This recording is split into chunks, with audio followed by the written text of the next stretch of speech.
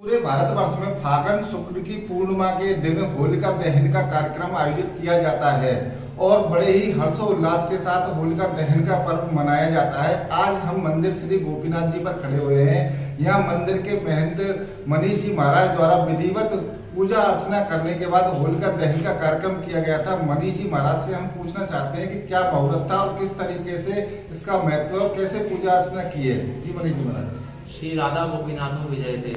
होली का त्यौहार एक बहुत पावन त्यौहार है और इस दिन होली का जो मुहूर्त है वो 9:08 से मुहूर्त चालू हुआ था और मुहूर्त का बहुत ध्यान रखना विशेष तौर पे जरूरी है। मुहूर्त टल जाने के ऊपर बहुत सारी विपदाएं आने का ऐसा संकेत माना गया है ज्योतिषाचार्य के अंदर। तो बहुत जरूरी है कि सही मुहूर्त और सही काल के अंदर होलिका दहन किया जाए। होलिका दहन का विशेष कारण यह है कि बुराई के ऊपर अच्छाई की जीत। हिरण्यकश्यप की बहन जो कि होलिका थी, उसको वरदान प्राप्त था ब्रह्मा जी से कि वो जिस किसी को भी उसको आग में जलने का भय नहीं था, उसको आग जला नहीं सकती, उसको वरदान था। उसने हिरण्यकश्यप ने ऐसा किया कि पहला जो विष्णु भगवान को बहुत ज्यादा पूछता था, उसने कहा कि वो अपने पुत्र को भस्म करने का ये तरीका है, इसको होलिका की गोदी में बैठा करके आग लगा देते हैं, होलिका तो बच जाएगी और प्रहलाद जल जाएगा। लेकिन वो भूल गई कि उसको गोदी में बैठा करके किसी को बैठाएगी तो उसको जलना ही पड़ेगा। ठाकुर जी रक्षा करने जाको राके साइयां मार सके ना, कोई ऐसे प्रचलित है। और साक्षात ठाकुर जी महाराज जिसकी रक्षा करे कि है संग में रघुनाथ, तो फिर किस बात की चिंता। तो प्रहलाद तो बच गया और होलिका जल गई। बोलो गोपीनाथ महाराज की जय। ये थे मनीष जी महाराज जिन्होंने होलिका दहन के मुहूर्त के बारे में बताया और होलिका दहन की कहानी के बारे में बताया। लेकिन हमारे साथ डॉक्टर भगवान मकरंद मौजूद हैं और वह विस्तार पूर्वक हमें बताएंगे कि होलिका दहन का महत्व क्या है और पूरे भारतवर्ष में होलिका दहन को किस तरीके से मनाया जाता है, किस उत्साह के साथ मनाया जाता है और कब से ये परंपरा चालू हुई है। डॉक्टर भगवान मकरंद पूरे विस्तार पूर्वक आपको बताएंगे। बहुत बहुत धन्यवाद देवेंद्र जी। आज पूरे भारतवर्ष में होलिका दहन का पर्व जो है मनाया जा रहा है। जहाँ तक होलिका दहन के पर्व के मनाए जाने के पीछे पौराणिक कथा का सवाल है तो मनीष जी बता चुके हैं, लेकिन मैं आपको केवल इतना ही निवेदन करना चाहूँगा कि हिरण्यकश्यप की जो बहन होलिका जो थी उसको ये वरदान प्राप्त था और वरदान के रूप में एक दुशाला प्राप्त थी और उस दुशाला को जब वो ओढ़ लेती थी तो अग्नि प्रभाव नहीं डालती थी, ऐसा उसको वरदान प्राप्त था। हिरण्यकश्यप ने देखा कि उसका ज्येष्ठ पुत्र प्रहलाद जो है वो भगवान विष्णु की आराधना कर रहा है और हिरण्यकश्यप जो है वो भगवान विष्णु के शत्रु। तो हिरण्यकश्यप ने ये सोचा कि इसको प्रहलाद को नष्ट किया जाए किसी भी तरीके से। तो उन्होंने अपनी होलिका बहन को बुलाया और उसको कहा कि तुझे तो आग जला नहीं पाएगी, तू इसे लेके गोदी में बैठ जा और ये जल का खुश हो जाएगा।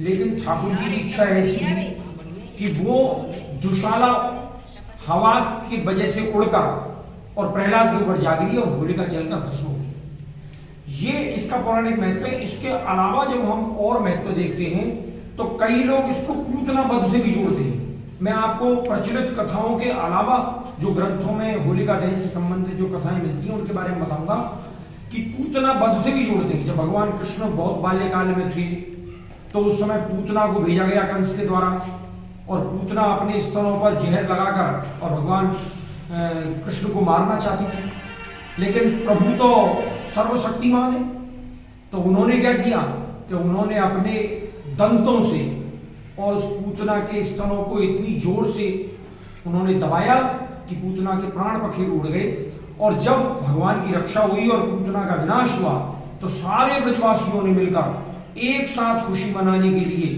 होली जलाई। उससे भी होलिका दहन के इस पर्व को जोड़ा जाता है।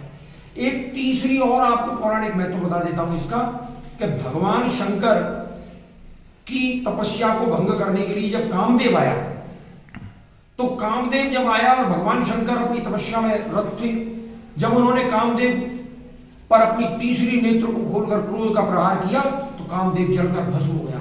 वहां से भी इस होलिका दहन की परंपरा को हम जोड़ते हैं। तो होलिका दहन के साथ बहुत सारी पौराणिक कथाएं, लेकिन हिरण्यकश्यप वाली जो कथा है वो ज्यादा महत्व रखती है। रहा सवाल इसके मुहूर्त का, आप प्रश्न कर रहे थे, मैं आपके प्रश्नों को बड़े ध्यान से सुन रहा था। होलिका दहन जो है वो भद्रा काल में होलिका का दहन नहीं किया जाता है।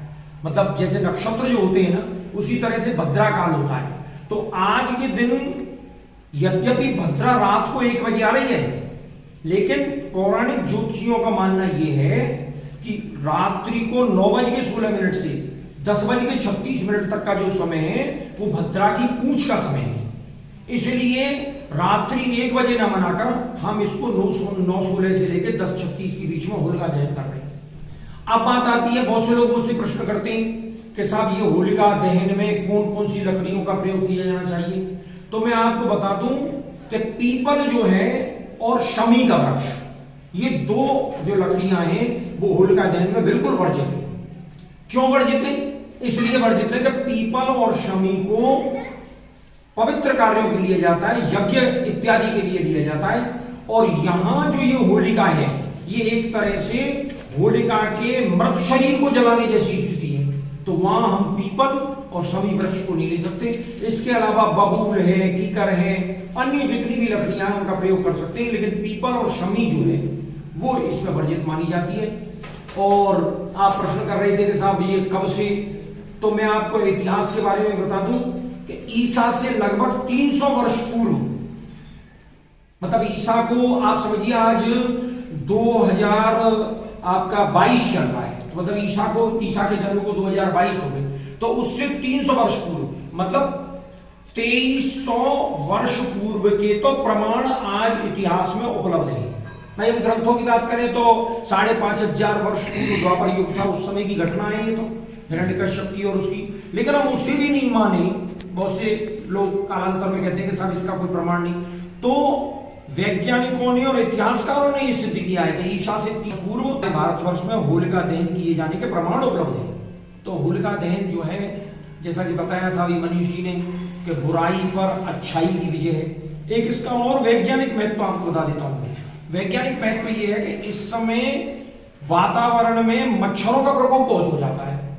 तो अब जब ये आग सामूहिक रूप से जलती है तो उन मच्छरों का और उन सारे कीड़े मकोड़े और जो हानिकारक जितने भी होते हैं उन सब का विनाश अपने आप हो जाता है। एक ये भी इसका पौराणिक वैज्ञानिक महत्व है।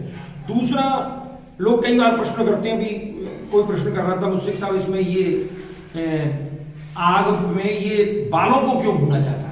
उसके भूने जाने का कारण ये है कि इस समय आपको ध्यान होगा कि मार्च में हमारी जो फसल है वो पककर तैयार हो जाती है, और फसल के पककर तैयार हो जाने पर उस फसल का एक तरह से उन दानों का, उन अन्न का उद्घाटन किया जाता है इस वर्ष में। और उद्घाटन के रूप में किसान वर्ग, जो हमारा कृषक वर्ग जो है वो बड़ा प्रसन्न होता है, बड़े उत्साह के साथ उन बालों को भूनकर और फिर सब लोगों में बांटते हैं। आपसी समन्वय का हमारा त्योहार है। अब तो विकृत रूप हो गया है, लोग मतलब थोड़ा सा इसको दूसरे तरह से लेने लगे, लेकिन ब्रज में आज भी होली जो है वो राधा कृष्ण के प्रेम के प्रतीक के रूप में और हिरण्यकश्यप और भगवान विष्णु की उस कथा के पौराणिक संदर्भों में आज भी मनाई जाती है। और मैं तो आपको बहुत बहुत धन्यवाद देना चाहूंगा इस बारे में कि आपने यहाँ मंदिर गोपीनाथ जी के इस प्रांगण में आके और यहाँ के गोपीनाथ मोहल्ले की जो सामूहिक जो होली जलाई जाती है उसके मार्फत, उसके माध्यम से पूरे अपने हजारों हजारों लाखों दर्शकों को इस होलिका दहन का महत्व बताया, होलिका दहन की जो पौराणिक कथाएं हैं उनको बताया, और मुझे आपने बोलने का अवसर दिया, इसके लिए मैं आपका बहुत बहुत धन्यवाद ज्ञापित करना चाहता हूँ। तो ये होलिका ये थे डॉक्टर भगवान मकरंद जी, जिन्होंने होलिका महत्व के बारे में विस्तार पूर्वक बताया है और होलिका महत्व को किन किन चीज़ों से इन्होंने जोड़ा है ये सब आपने सुन लिया है। और डॉक्टर भगवान मकरंद के ज्ञान के बारे में बात की जाए तो इनके पास ज्ञान का अखंड भंडार है। बोलने को तो काफ़ी लंबा और भी बोल सकते हैं, लेकिन इनके पास समय का अभाव है, इसलिए आज भगवान मकरंद जी ने जो हमारे आरडी न्यूज को समय दिया है उसके लिए भगवान मकरंद जी का बहुत बहुत आभार है। महाराज जी का भी बहुत बहुत आभार है जो उन्होंने आज आरडी न्यूज को अपना समय दिया और आरडी न्यूज के दर्शकों को आज होली का महत्व के बारे में पूरी विस्तार पूर्वक जानकारी दी।